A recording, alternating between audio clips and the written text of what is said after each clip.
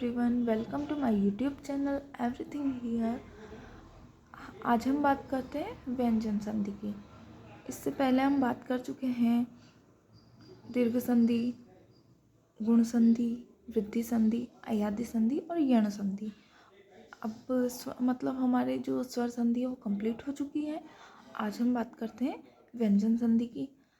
व्यंजन संधि क्या होती है? व्यंजन के साथ स्वर या व्यंजन का मेल होने पर व्यंजन संधि होती है। यानी कि हमारे पास कोई शब्द है, उसका लास्ट वर्ण व्यंजन हो और तथा दूसरे शब्द का प्रथम वर्ण व्यंजन या स्वर होता है तो उसमें व्यंजन संधि होती है। इसके हम कुछ नियम देखते हैं। फर्स्ट नियम देखते हैं हम। हमारे पास जो 5 वर्ग होते हैं क, च, ट, त, प, उसका प्रथम वर्ण आए तथा उसके बाद कोई स्वर हो या फिर इसी वर्ग का तीसरा, चौथा या पांचवा वर्ण हो या फिर य, र, ल, व में से य, र, ल, व, ह में से कोई एक हो तो हमारे पास जो ये प्रथम जो वर्ण है वो तीसरे वर्ण में चेंज हो जाते हैं। इसी वर्ग के तीसरे वर्ण में चेंज हो जाते हैं। जैसे कि क है तो क, ख, ग, इसका तीसरा वर्ण ग है तो ये ग में, च, ज में, ट, ड में, त, द में और प, ब में परिवर्तित हो जाता है। जैसे कि देखते हैं हम सद्वाणी, सत धन वाणी। अब यहाँ क्या हुआ है, हमारे पास त के बाद यानी कि हमारे सत धन वाणी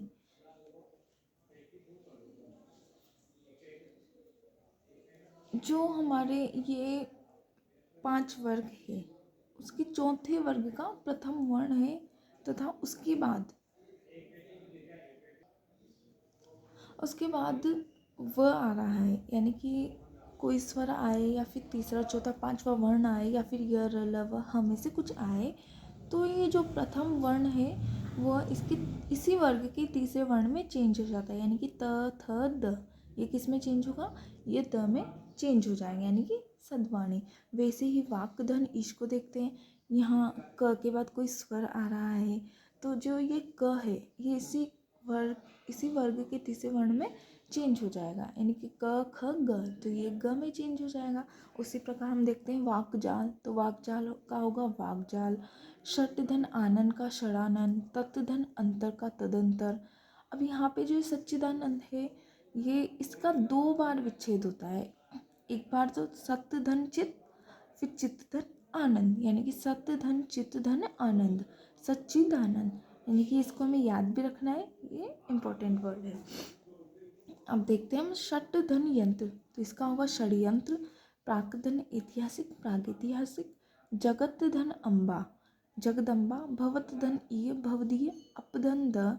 यहाँ पे देख रहे हैं हम कि जो हमारे पास यहाँ पर अब जो ये प है ये वर्ग का प्रथम वर्ण है तथा इसके बाद अब प, फ, ब, यानी कि तीसरा यानी कि इस वर्ग का तीसरा, चौथा या पांचवा कोई भी वर्ण आए तो हमारे पास ये तीसरा वर्ण आ रहा है। यानी कि त, थ, द का तीसरा वर्ण आ रहा है तो ये हमारे पास किस में चेंज हो जाएगा?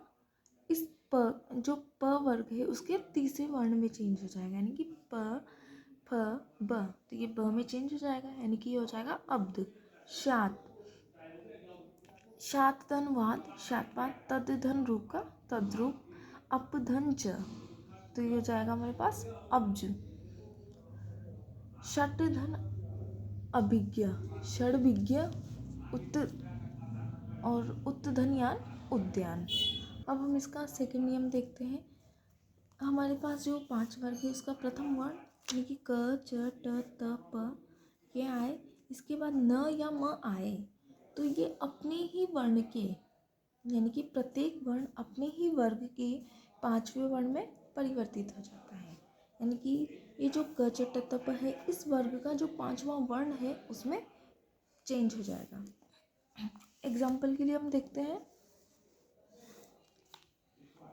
वाक धन मय। अब ये जो प्रथम वर्ण है और इसके बाद म आ रहा है तो ये हो जाएगा इसके पंचम वर्ण में। तो यानी वाक धन मय, वाड्मय। षट धन मुख, षणमुख। और उत्त धन मत, उन्मत्त, भवत धन निष्ठ, तो भवननिष्ठ। यानी कि जो ये न या म आ रहा है इसके बाद, तो ये इसी के पांचवें वर्ण में चेंज हो जाएगा। तो जैसे कि यहाँ पे हमारे पास सत्य धन नारी, तो न, अब ये हमारे पास सत्य तो त है और इसके बाद न आ रहा है, तो त का जो पांचवा वर्ण है वो न, तो इसकी जगह क्या आ जाएगा, न में चेंज हो जाएगा, यानी कि सन्नारी। तत्व धनमय तन्मय, चित्त धनमय चिन्मय, अपधनमय अमय। यहाँ पर जो ये हमारे पास मृण्मय है, ये एक अपवाद है, क्योंकि इसका जो विच्छेद होता है वो मृत धनमय या मृद धनमय दोनों ही हो सकता है। अब देखते हैं हम उन्मेष, तो ये होता है उत्तधन मेष, उत्तधन माद का उन्माद, उत्तधन मुक्त उन्मुक्त, जगत धन नाथ जगन्नाथ, श्रीमत धन नारायण श्रीमन नारायण, भवत धन नाम भवन नाम, सत्य धन मार्ग का सन्मार्ग, उत्तधन नति का उन्नति। इस प्रकार हम देख सकते हैं कि जब मतलब प्रथम वर्ण आया और उसके बाद न या म आने पर वो उसी के पांचवें वर्ण में चेंज हो गया। तीसरा नियम देखते हैं हम। यदि हमारे पास म है और म के बाद क वर्ग, च वर्ग, ट वर्ग, त वर्ग या प वर्ग का कोई सा भी आए, यानी क से म तक कुछ भी आए, तो हमारे पास ये अपने ही वर्ण के पांचवें वर्ण में, अपने ही वर्ग के पांचवें वर्ण में परिवर्तित हो जाता है। यानी कि हमने पहले तो देखा था कि क च ट त प में से कोई आए, उसमें तो प्रथम वर्ण आना था और उसके बाद न या म आए तो उसके पांचवें वर्ण में परिवर्तित हो जाएगा। उदाहरण के लिए हम देखते हैं शम धन कर, तो ये हो जाएगा म के बाद क आ रहा है, यानी कि क च ट त प वर्ग का प्रथम, यानी कि क वर्ग का प्रथम वर्ण, यानी कि क्षणकर, तो ये किस में चेंज हो जाएगा, इसके पांचवें वर्ण में, यानी कि क्षणकर। यानी इसको ऐसे भी लिख सकते हैं और दोनों ही शुद्ध माना जाता है। शुभम धन कर, शुभंकर शुभंकर, इसको शुभंकर, इसको जो इसे बोला जाता है वो शुभंकर बोला जाता है, लेकिन इसको ये भी सही माना जाता है और ये भी सही माना जाता है। पारम धनगत पारंगत, समधनघात संघात, समधनजय संजय, समधन निकट सन्निकट। यहाँ म के बाद न, यानी कि क से म तक कुछ भी आए म के बाद, तो वो पांचवें वर्ण में चेंज हो रहा है।